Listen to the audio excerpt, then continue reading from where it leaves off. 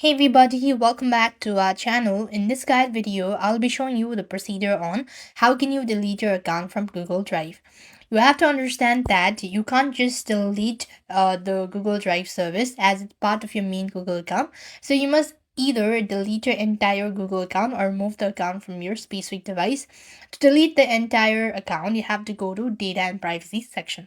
So what here you need to do is click on the initials at the top right, click on manage your Google account.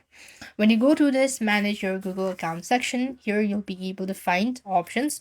Simply click on data and privacy section. Over here, you want to make sure to scroll down to the bottom.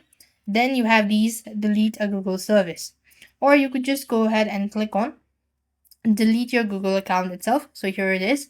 Click that out. You want to go ahead and remove all the informations or just follow the on-screen prompt and verify it and confirm the deletion. So this is the way you could go ahead and delete your account from Google Drive, or this is the way you could go ahead and delete your account or the Google account. And if you want to remove this from a particular or a specific device, you just need to press on the remove from this device. That's all. I hope the video was helpful. Make sure to like, share and subscribe. Thank you for watching. See you in the next video.